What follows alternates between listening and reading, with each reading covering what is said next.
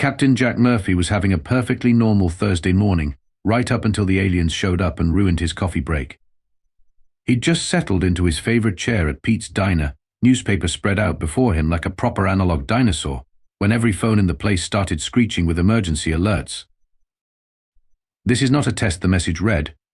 "Unknown vessels have entered Earth's atmosphere. Remain calm and stay tuned for further instructions." Murphy took another sip of his coffee and flipped to the sports section. After 20 years as a private security contractor, he'd developed a finely tuned sense for when to panic. This wasn't it. Yet. The diner's ancient TV crackled to life with breaking news. A fleet of sleek, silver ships hung in formation above major cities worldwide. Their design screamed, "We're more advanced than you," with all the subtlety of a peacock at a chicken convention. "Look at those shields," breathed Pete from behind the counter. The ships were surrounded by a shimmering, iridescent barrier that rippled like soap bubbles in sunlight. "Never seen anything like it." Murphy squinted at the screen. "Isham, reminds me of my old plasma TV." That's when the aliens decided to introduce themselves by hijacking every broadcast frequency on Earth. Their leader appeared on screen, a tall, purple-skinned humanoid with what looked like a sea urchin having a bad hair day on top of its head. "People of Earth," it announced in perfectly dubbed English, "we are the Valaxian Confederation. Your primitive civilization has attracted our attention, and we have come to offer you a choice: surrender peacefully and accept our benevolent oversight, or face the consequences of resistance. Our shields are impenetrable. Our weapons are beyond your comprehension. You have 24 hours to decide." The transmission cut out. The diner erupted in panic. Murphy finished his coffee. 3 hours later, he found himself in a hastily assembled meeting at the Pentagon. General Sandra Martinez, an old client, had called him personally. "Murphy, we need your unique perspective on this situation," she said, gesturing to the screens showing various military assets bouncing harmlessly off the Valaxian shields. "Every conventional weapon we've tried has failed. Even experimental tech can't get through." Murphy raised an eyebrow. "And you called me because you have an annoying habit of finding holes in things people claim are impenetrable. Remember that unhackable security system in Dubai? The one that got breached by a Game Boy camera and a garage door opener. Good times." Martinez smiled grimly. "Exactly. We're hiring you as a consultant. Find a way through those shields. The Valaxians have already started setting up administrative centers in major cities. They're acting like this is a done deal." Murphy stood up, stretching lazily. "Well, can't let aliens take over Earth on a Thursday. It'd ruin the weekend plans." He paused at the door. "One question though, do we have any old TV antennas lying around? And I'm going to need access to the armory, all of it." The general blinked. "What are you thinking?" "Just a hunch," Murphy grinned. "But I've seen that kind of shimmer before.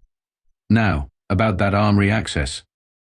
Behind him, the screens showed Valaxian ships continuing their methodical deployment across the globe, their shields gleaming with all the smug confidence of a species that thought they had everything figured out. They were about to learn that humanity had a few tricks up its sleeve, and that sometimes the oldest solutions were the best ones. Murphy just hoped he could solve this puzzle before the aliens ruined any more of his coffee breaks. A man had to have priorities after all. The next morning, Murphy found himself in what he privately dubbed the most expensive failure convention ever assembled. The Pentagon had gathered its finest minds in a secure underground facility, where they were taking turns suggesting increasingly elaborate ways to fail at breaking through the Valaxian shields. "Our latest quantum resonance torpedo bounced off like a rubber ball," reported one scientist, his hair looking like he'd stuck his finger in an electric socket. "They're not even pretending to be worried anymore." Another expert jumped in. "The experimental plasma lance? Totally absorbed. Didn't even leave a mark." "Have we tried asking them nicely to turn them off?" Murphy drawled from his corner. The room full of PhDs turned to glare at him. "Captain Murphy," said Dr. William Stanford, and yes, he insisted on the I every single time. "This is hardly the time for your provincial humor. We're dealing with technology centuries beyond our understanding." Before Murphy could respond, the room's massive display screen flickered to life, revealing the smirking face of Ambassador K.R. Thunk. The Valaxian diplomat had mastered the art of looking down his nose at humans, despite having what appeared to be a purple pineapple for a head. "Ah, I see Earth's finest minds are hard at work," K-Thunk said, his voice dripping with condescension. "I do hope you're not still trying to breach our shield matrix. It would be embarrassing to waste your final hours of independence on such a futile endeavor." Murphy raised his hand like a school kid. "Quick question, your purpleness. Those shields, they run on some kind of advanced electromagnetic frequency modulation, right?" K-Thunk's smirk faltered for a microsecond. "Our shield technology is far beyond your primitive understanding of physics. We've spent centuries perfecting it against every known form of energy weapon and explosive force." "Uh-huh. And how about unknown forms?" The ambassador's face twisted into what might have been a sneer, though it was hard to tell with all the tentacles. "I suggest you focus your limited mental capabilities on preparing for integration into the Confederation." "Good day." The screen went dark. "Well, he seems nice," Murphy muttered. He turned to the room of experts. "Anyone notice how their shields look exactly like the interference pattern you'd get on an old analog TV during a thunderstorm?" "That's ridiculous," Stanford scoffed. "You're suggesting one of the most advanced defensive systems in the galaxy operates on principles similar to terrestrial broadcasting technology." "I'm suggesting we stop assuming newer is always better." Murphy pulled out his phone and played a clip of the shields in action. "Look at the wave pattern. It's cycling at regular intervals, just like a modulated frequency transmission," interrupted a new voice. A woman in a rumpled lab coat pushed through the crowd, her eyes fixed on Murphy's phone. "I'm Dr. Lisa Brightman, weapons specialist, and I think you might be onto something, Captain." "Finally, someone who speaks English." Murphy grinned. Dr. Brightman grabbed a marker and started filling a whiteboard with equations. If the shield operates on a predictable frequency pattern, there might be gaps in the coverage, not in terms of physical space, but in terms of velocity. Like how a helicopter's rotor can look like it's standing still if you film it at just the right speed, Murphy suggested. "Exactly." Brightman's eyes lit up. "We've been trying to overwhelm the shields with pure power, but what if we need to thread the needle instead? Find just the right speed and trajectory that syncs with their frequency." Stanford cleared his throat loudly. "This is absurd. You're suggesting we might defeat the most advanced alien race we've encountered because their shields have the equivalent of a frame rate. Got a better idea?" Triple Stick Murphy asked. Before Stanford could respond, Murphy's phone buzzed with a message from General Martinez, Ambassador K-Thunk requesting meeting. "Says he wants to witness Earth's surrender preparations personally. Your presence required." Well, Murphy stood up, straightening his jacket. "Guess it's time to go disappoint some aliens. Dr. Brightman, care to help me run some tests before the big show?" Brightman was already gathering her equipment. "I'll bring the sensors if you bring the weapons." "I like the way you think." Doc Murphy paused at the door. "Oh, and Stanford? Might want to work on your poker face." When K-Thunk asked about frequency modulation, he flinched. These guys aren't as infallible as they want us to think. As they left the room full of sputtering experts, Brightman glanced at Murphy. "You really think this could work?" "Doc, I once saw a $50 million security system taken down by a kid with a laser pointer and a candy bar. If there's one thing I've learned in this business, it's that everything has a weak point. We just have to find it before the purple pineapple people redecorate the White House." Behind them, Stanford's voice echoed down the hallway. "This is preposterous. They're going to get us all killed." Murphy smiled. Always nice to have the vote of confidence. The Pentagon's subsection 47B shooting range wasn't used to hosting impromptu science experiments, but here they were. Murphy had dragged in an ancient TV set from his garage, while Dr. Brightman calibrated what looked like a cross between an oscilloscope and a disco ball. "Okay, one more time," Brightman said, adjusting her glasses. "You think the Valaxian shields operate on the same principle as NTSC television broadcasts?" "Not exactly the same," Murphy replied, fiddling with the TV's antenna. "But look at this." He turned on the set, displaying nothing but static. Then he pulled out his phone and played footage of a Valaxian shield. "Notice anything?" Brightman leaned in close, her eyes widening. "The interference pattern. It's almost identical." "Bingo. Now watch this." Murphy changed the TV's channel, and the static shifted. Their shields cycle through frequencies just like old TV channels. But here's the weird part, they're using frequencies we abandoned decades ago. That actually makes sense, Brightman mused, scribbling in her notebook. If they studied Earth broadcasts from light years away, they'd be receiving our old signals first. They might have built their whole defensive system around countering what they thought was our current technology. Congratulations on your primitive deduction, came a familiar voice. Ambassador K.R. Thunk stood in the doorway, flanked by two guards whose armor somehow managed to look both threatening and pretentious. Though I fail to see how understanding our shield's basic operating principle will help you. Murphy grinned. Just satisfying my curiosity. Say, those guards, they're wearing personal shields too, right? Of course, K.R. Thunk sneered. Every Valaxian warrior is protected by our impenetrable defense technology. Mind if we test that? Just for fun. K.R. Thunk waved a tentacle dismissively. If it amuses you to waste your time, be my guest. Warrior, step forward. One of the guards moved to the firing line, his personal shield shimmering like a soap bubble in sunlight. Murphy walked over to the weapons rack and started methodically testing different firearms. Each shot bounced off the shield with varying effects. .50 cal? Nothing. 5.56? Nada. 7.62? Just pretty lights, Murphy narrated each attempt while Brightman's device recorded the results. Then he reached for his personal sidearm, a well-worn 9mm pistol. Really, K.R. Thunk laughed. Your primitive projectile weapons are all equally useless against our. The shot cracked through the air. The guard's shield flickered, sparked, and a neat hole appeared in his armor's shoulder pad. The guard staggered back, more surprised than hurt. The room went dead silent. Well, Murphy said, casually safing his weapon. Would you look at that?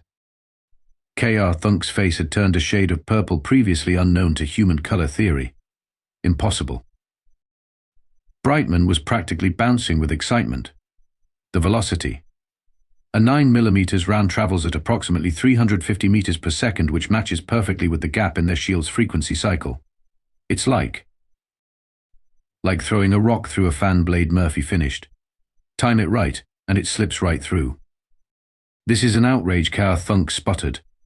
A fluke. A malfunction. Want to test that theory? Murphy raised his pistol again. The guards took a synchronized step backward. Ambassador, Murphy continued, his tone suddenly serious. We could do this the hard way. Release footage of your impenetrable shields being defeated by technology we invented before television was in color. Watch your entire invasion force become the galaxy's biggest joke. Or what, human? Or we negotiate. Real negotiations, not this benevolent oversight nonsense. Because right now, Earth's best defense against your advanced alien army is literally the most common handgun caliber on the planet. And I'm pretty sure that's not a headline you want getting back to the Confederation. K.R. Thunk's tentacles writhed in what might have been anxiety. The Confederation does not negotiate with primitive species. Fine by me. Murphy pulled out his phone. Hey, Dr. Brightman, doesn't your cousin run that big YouTube channel about weapons testing? This discussion is not over, K.R. Thunk announced, backing toward the door. There will be consultations, assessments. The Confederation will take their time, Murphy suggested helpfully. Maybe reconsider their approach to interspecies diplomacy. After the aliens had hurried away, Brightman turned to Murphy. You knew, didn't you? Before we even started testing. That's why you asked for the armory access. Murphy shrugged. Let's just say I've watched enough old sci-fi movies to know that sometimes the simplest solution is the right one. Besides, he patted his pistol. I've had this old girl for 20 years. Never failed me yet. A 9mm pistol. Brightman shook her head, laughing. We defeat an alien invasion with a 9mm pistol. Do you have any idea what this means for physics? For our understanding of defensive technology? 4. As for the Valaxians' reputation, Murphy grinned. Yeah, I think that's what K.R. Thunk's really worried about.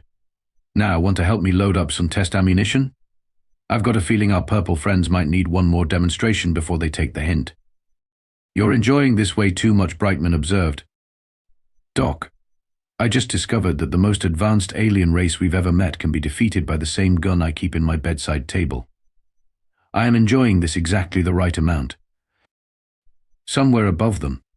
The Valaxian fleet hung in orbit, their shields still shimmering with all the confidence of a species that hadn't yet realized they'd just become the galaxy's greatest cautionary tale about the dangers of underestimating primitive species. And Murphy? He just hoped they'd figure it out before he ran out of 9mm ammo. That stuff wasn't cheap, even for a Pentagon consultant. The Valaxians, it turned out, had a flair for the dramatic. They'd arranged their shield demonstration in front of the United Nations building, complete with floating camera drones and what appeared to be a laser light show. Murphy watched from the sidelines as Ambassador K.R. Thunk preened before the assembled world media. Today, K.R. Thunk announced, his tentacles gesturing grandly, "We will demonstrate the futility of resistance. Our shield technology represents the pinnacle of defensive innovation. Observe." A massive holographic screen appeared above the crowd, showing close-ups of the demonstration area. 3 Valaxian warriors stood in formation, their personal shields creating a rainbow shimmer in the morning sun. "We will now subject our shields to your most powerful weapons," K.R. Thunk continued. "Though I must warn you the demonstration may be brief, as nothing you possess can." Actually, Murphy interrupted, stepping forward with Dr. Brightman beside him. "Mind if we handle the weapons selection?" K.R. Thunk's expression suggested he'd just swallowed something sour. "Ah, the primitive with his primitive theories. Very well.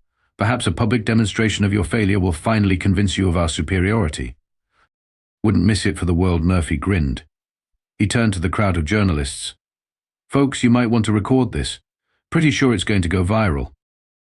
Brightman had set up her monitoring equipment, which now included several high-speed cameras.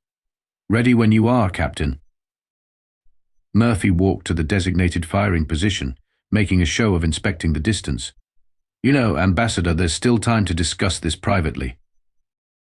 "Proceed with your futile demonstration," K.R. Thunk snapped. "Can't say I didn't try." Murphy pulled out his pistol, the same well-worn 9mm from the range. A murmur of confusion rippled through the crowd. Several journalists actually laughed.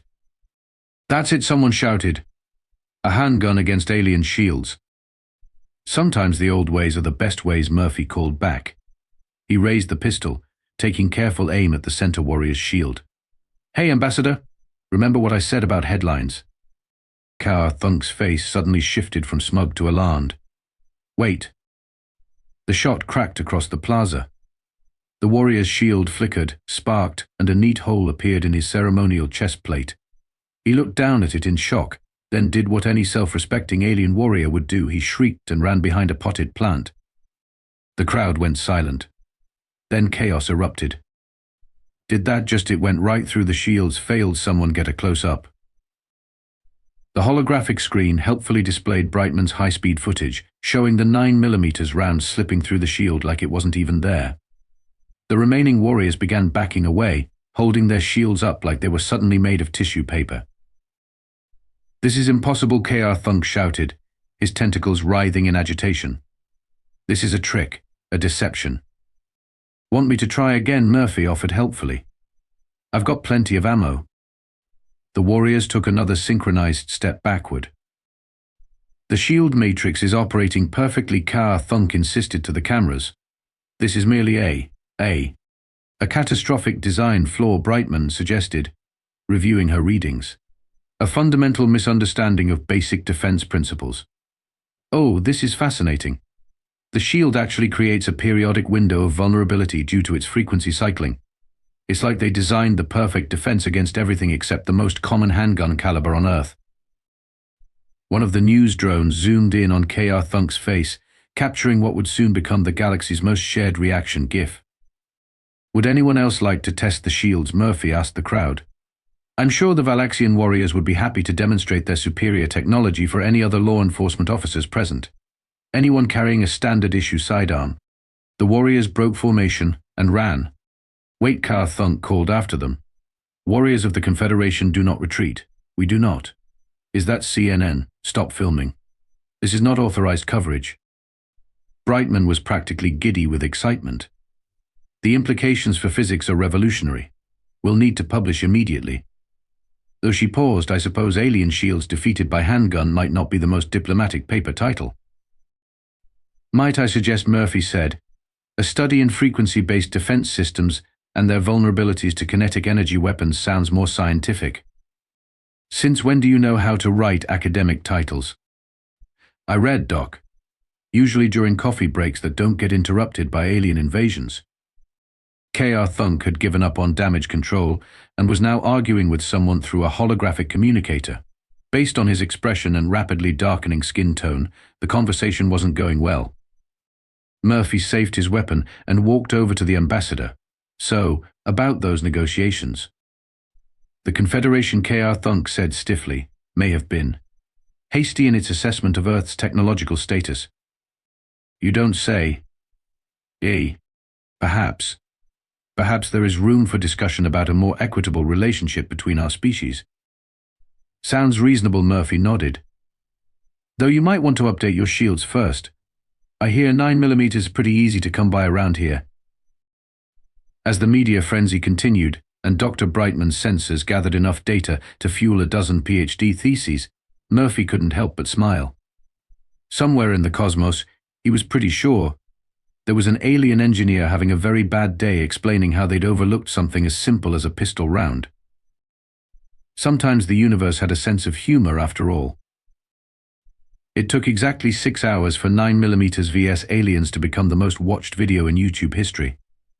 Murphy watched the view counter climb while nursing a well-deserved coffee back at Pete's Diner. Look at this one, Dr. Brightman said, sliding her tablet across the table. The meme showed a Valaxian warrior facing off against a stick figure with a pistol. Caption: Advanced Alien Shield Technology vs one Pew Pew Boy.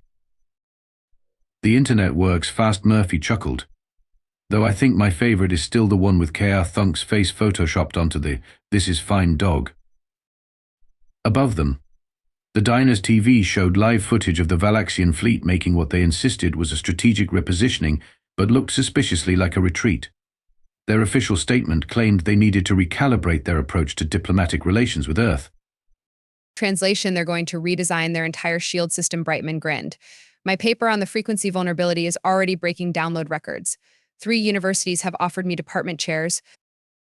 Speaking of job offers, Murphy pulled out an official-looking letter. The UN wants to create an Office of Extraterrestrial Defense Consultation. They're asking me to run it. Captain Jack Murphy, Earth's first line of defense against alien invasion, has a nice ring to it. I told them I'd think about it. Though I did suggest they might want to stock up on 9mm ammunition, just in case. The bell above the diner's door chimed. Ambassador K.R. Thunk ducked through the entrance, his usually immaculate robes looking decidedly rumpled. His personal shield was conspicuously absent. Captain Murphy, he said stiffly. Dr. Brightman. Pull up a chair. Ambassador Murphy offered. Coffee. Though I should warn you, Earth caffeine might be a bit strong for Valaxian biology. K.R. Thunk settled into the booth, his tentacles twitching nervously. The Confederation has reviewed its position regarding Earth's status in the galactic community. Let me guess, we've been upgraded from primitive backwater to don't mess with the crazy humans. There has been significant discussion about your species. Unconventional problem-solving methods. K.R. Thunk paused as Pete set a coffee cup in front of him. The Confederation's Defense Council is particularly interested in consulting with Earth about potential vulnerabilities in standard shield configurations. They want us to help them fix their shields, Brightman asked, barely containing her excitement. The scientific exchange possibilities. In exchange, K.R. Thunk continued, the Confederation is prepared to offer Earth provisional membership status, with full voting rights. Murphy took a sip of coffee. And this has nothing to do with the fact that every alien species in the galaxy now knows their shields can be defeated by what we consider entry-level firearms. K.R. Thunk's skin darkened slightly. The memes have been particularly damaging to our reputation. My personal favorite, Pete called from behind the counter, is the one where they set your shield failure to another one bites the dust. Yes, thank you, K.R. Thunk muttered. The Confederation's PR department is working overtime on damage control, particularly after someone leaked footage of our warriors hiding behind potted plants. That does sound embarrassing, Murphy said sympathetically.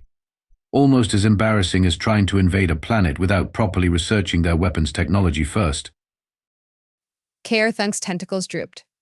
The invasion planner has been reassigned to waste management on a mining colony. Rough job. Um, the mining colony is on an asteroid composed entirely of radioactive sewage. Murphy whistled. Well, look on the bright side, at least you've got a great story for your memoirs. How I learned to stop worrying and love the 9mm. The Confederation has also issued a directive, K.R. Thunk added, requiring all future first contact missions to conduct thorough weapons assessments before attempting any show of force. Smart policy, Brightman nodded, though you might want to add a note about checking local surplus stores. I hear you can get a lot of interesting Earth weapons there. K.R. Thunk shuddered. Perhaps we could focus on the diplomatic aspects of our future relationship. Sure thing, Murphy agreed, right after you try the coffee. Consider it your first lesson in handling Earth's primitive technologies. As K.R. Thunk cautiously sipped his coffee and turned in fascinating shade of neon purple, Murphy couldn't help but reflect on how quickly things had changed. 1 week ago, he'd been a simple security consultant. Now he was Earth's go-to guy for alien defense strategies, all thanks to a weapon that had been around since the 19th century. Sometimes the universe really did have a sense of humor, and sometimes that humor came in the form of a 9mm round through an alien's perfect defense. The conclusion. 6 months after the 9mm incident, as it was now known in galactic diplomatic circles, Earth had developed quite a reputation. The story had spread across the cosmos faster than a quantum drive malfunction, spawning everything from documentary features to comedy holovids. Murphy's favorite was Shields Down, the true story of how Earth's most basic weapon defeated the galaxy's greatest defense. The Galactic Broadcasting Network had even interviewed him for it, though they seemed disappointed that he wasn't wearing a cowboy hat and dual-wielding pistols, as their research had suggested all Earth warriors did. You've got to see this, Dr. Brightman said, bursting into his new office at the United Nations Office of Extraterrestrial Defense Consultation. The view of Manhattan's skyline was still strange, especially with the occasional alien ship now properly cleared for landing at the new spaceport. She dropped a tablet on his desk. The Valaxians just released their new shield specifications. Murphy scrolled through the technical document. They really went all out, didn't they? Triple layered frequency cycling, randomized pattern distribution, and this is the best part, they're marketing it as Earth-tested, warrior approved. Nothing like a public relations disaster to motivate innovation, Murphy chuckled. Though I noticed they're not offering demonstrations anymore. Can you blame them? Earth has become galactic slang for any embarrassingly simple solution to an overcomplicated problem. I heard some Centaurian engineers got into trouble for pulling an Earth when they fixed a fusion reactor with duct tape. Murphy leaned back in his chair, looking at the framed news article on his wall. Local security consultant defeats alien invasion with handgun coffee break interrupted. Consultant mildly annoyed. How's the consulting firm going? Brightman asked, settling into a chair. Murphy's Law Interstellar Security Solutions is officially the fastest growing human-owned business in the galactic market. Turns out lots of species want to know how to think like the crazy humans who broke the unbreakable shields. And the Valaxians. K.R. Thunk sent me a bottle of something called Quantum Age Spirit last week. Either as a peace offering or an assassination attempt, the warning label wasn't clear. Though he did get promoted after their new shields proved effective against everything up to and including a .50 cal. Speaking of K.R. Thunk, Brightman nodded toward the door. The ambassador stood there, looking far more relaxed than he had 6 months ago. His tentacles were even styled in what fashion magazines were calling the Earth casual look. Captain Murphy, Dr. Brightman, he greeted them. I trust you've seen our new shield specifications. Very impressive, Murphy nodded. Though I couldn't help but notice you classified Earth as a level 5 unconventional warfare zone in the official documentation. Yes, well, K.R. Thunk's tentacles twitched in what they'd learned was embarrassment. After reviewing your planet's history, the Confederation decided that any species that went from primitive projectile weapons to nuclear fusion in less than 2 centuries needed its own classification. We prefer to think of it as being efficiently innovative, Brightman smiled. That's one way to put it. The Defense Council is still trying to understand how you made it to space without destroying yourselves. Your species seems to operate on a principle of hold my beer and watch this. It's served us pretty well so far, Murphy shrugged. K.R. Thunk sighed. Indeed. Though I should warn you, your success has inspired some interesting developments. 3 different species have begun developing what they call primitive tech weapons programs. Apparently, sometimes the old ways really are the best ways. Just wait until they discover crossbows, Murphy grinned. Please don't give them ideas. The paperwork for updating the Galactic Weapons Registry is already overwhelming. As K.R. Thunk left to attend another diplomatic function, Earth's social calendar had gotten much busier lately. Murphy turned to Brightman. You know what the funny thing is? What's that? If they'd just shown up and said hello instead of trying to intimidate us, we probably would have shared our coffee and shown them our Netflix catalog. Instead, they had to learn the hard way that humans are really good at finding simple solutions to big problems. And now we're the galaxy's wildcards, Brightman laughed. The species that makes other species nervous because we might solve an antimatter containment breach with paperclips and rubber bands. Hey, if it works. Just promise me one thing. What's that, Doc? Next time aliens invade during your coffee break, maybe lead with the paperwork instead of the pistol. Murphy smiled, looking out at the New York skyline where human and alien ships now shared the same airspace. No promises, Doc. No promises at all. After all, sometimes the best defense was a good offense. And sometimes that offense came in the form of a 9mm reminder that humanity had learned to be creative long before they learned to be diplomatic. The galaxy would just have to deal with it,